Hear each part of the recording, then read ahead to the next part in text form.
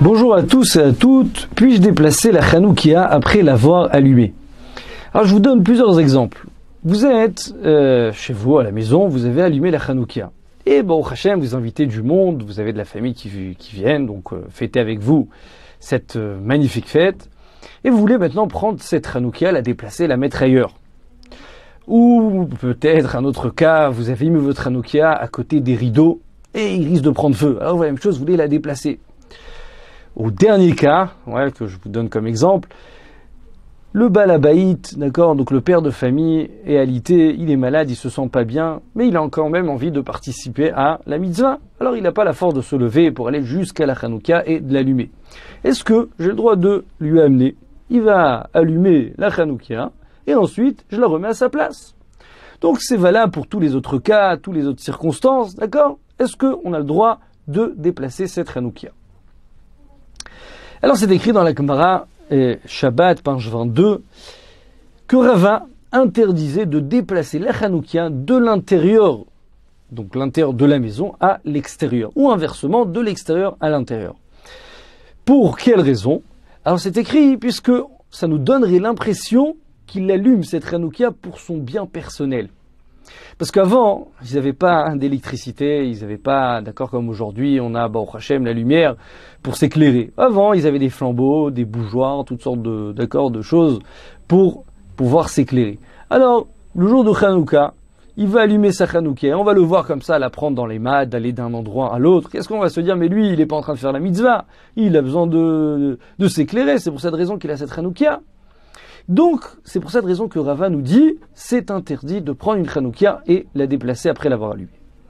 Et comme ça, tranche le Shulchan Arour dans chapitre 675.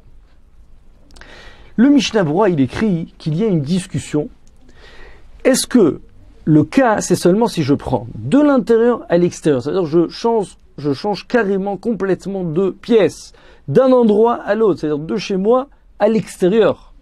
Alors que si je me trouve dans la même pièce, d'accord, vous êtes chez vous à la maison, vous avez des invités dans votre salle à manger, vous n'avez pas assez de place, vous voulez la déplacer un petit peu, d'accord, la mettre dans une autre fenêtre, la mettre dans un autre endroit. À ce moment-là, a écrit le Mishnah Berurah qu'il y a certains décisionnaires qui veulent autoriser, c'est permis. Cependant, il conclut, il dit qu'a priori, il faut éviter. C'est-à-dire, les khatrila, il faut éviter, ne pas rentrer dans cette discussion. Alors, c'est vrai qu'il y a encore d'autres moyens de pouvoir permettre, par exemple, le Chesel et Alafim, il écrit que de nos jours, la Hanoukia, ça se voit que c'est pour la mitzvah. D'accord, la Hanoukia, elle a 8 branches, c'est pas comme un bougeoir habituel, par exemple vos nérotes de Shabbat. Là, ça se voit, il y a 8 branches. On voit que je fais pour la mitzvah, et d'ailleurs, après l'avoir allumé, on commence à chanter Anerot, Alalu, Anu, Madlikim. Donc on voit que, pourquoi j'allume? C'est pour la mitzvah. Alors, quand même, d'accord, bien qu'il y ait plusieurs moyens de permettre, d'accord, il n'y a plus le problème qui pourrait nous donner, on va dire, l'impression que c'est pas pour la mitzvah, c'est pour notre bien personnel. Quand même, la conclusion du Mishnah Berurah, la même chose du Rav Ovadia, d'accord, la conclusion du Rav Ovadia dans son livre Chazon Ovadia, que dans tous les cas, il faut éviter, d'accord, il faut éviter, c'est dans le cas du malade, en tout cas, il faut éviter de déplacer la Hanoukia, de lui amener et de la remettre à sa place. Le mieux, c'est que ça soit la femme qui va aller allumer la Hanoukia ou quelqu'un d'autre. Et la même chose, si vous êtes dans une pièce, d'accord, vous voulez déplacer votre Hanoukia, alors le mieux, la même chose, c'est toujours d'éviter, d'accord, de la déplacer. Alors c'est vrai que maintenant, par exemple, vous avez mis votre Hanoukia et ça va prendre feu, alors bon, vous avez sur qui vous appuyez, vous pouvez déplacer un petit peu.